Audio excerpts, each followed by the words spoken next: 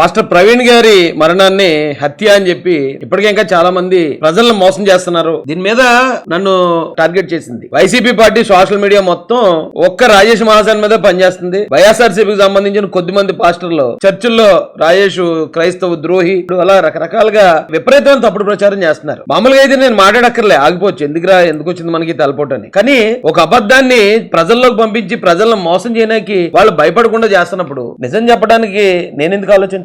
అయితే ఈ YCP social media YSRCP గాని దీన్ని మత విద్వేషాల వైపు తీసుకెళ్దామని చాలా గట్టిగా ప్రయత్నించారు. దాన్ని ఒక రకంగా మేము సమర్థవంతంగా అడ్డుకోగలిగాం అని నేను నమ్ముతున్నానండి. డే 1 నుంచి కూడా ప్రభుత్వాన్ని అలర్ట్ చేసిన విషయంలో గానీ, ప్రభుత్వం అలర్ట్ అయిన పరిస్థితులు గానీ, వెంటనే ఎస్పీ స్థాయి, ఐజీ స్థాయి అధికారులు రంగంలోకి దిగటం, చంద్రబాబు నాయుడు గారు, లోకేష్ గారు, హోంమంత్రి గారు రంగంలోకి రావటం, దీన్ని ఇమీడియట్ గా మనం మత విద్వేషాల వైపు వెళ్లకుండా చల్లారు చేసాం. చల్లారు చేస్తులోకి ఇప్పుడు దీనందరికీ కారణం అవడానికి వైసీపీ ఆలోచిస్తే మొట్టమొదటి రోజు వచ్చిన రాజేష్ మహాజన్ ఫస్ట్ యాక్సిడెంట్ అని ఈడే అన్నాడు. ఈడు యాక్సిడెంట్ అన్నాడు కాబట్టి ఆ రోజు మరుసటి రోజు 50,000 మంది 60,000 మంది వచ్చిన క్రైస్తవులు ఈ రోజు పోరాడడానికి రమ్మంటుంటే, ధర్నాలు చేయడానికి రమ్మంటుంటే, రోడ్లు ఆపుదాం అంటుంటే ఎవడో రావట్లేదు. సో ఇదంతా చేసింది రాజేష్ గడి కాబట్టి రాజేష్ ని అటాక్ చేయండి అని ఆ పార్టీ నుంచి ఆదేశాలు రావడం, నా మీద విపరీతమైన తప్పుడు ప్రచారం జరగడం. ఓకే, ఏదేమైనా గానీ ఇది హత్య అనడానికి ఒక్కరు కూడా ఇప్పటిదాకా ఆధారాలు చూపించలేకపోయారు. హర్ష్ కుమార్ గారు గానీ, కే పాల్ గారు గానీ, ఎవరైనా గానీ. కానీ ఇది యాక్సిడెంట్ అనడానికి చాలా ఆధారాలు ఉన్నాయి, మన కళ్ళ ముందే ఉన్నాయి. కన్నీళ్లు పట్టించుకునే పరిస్థితుల్లో మనం లేవు. ఎందుకంటే నిజం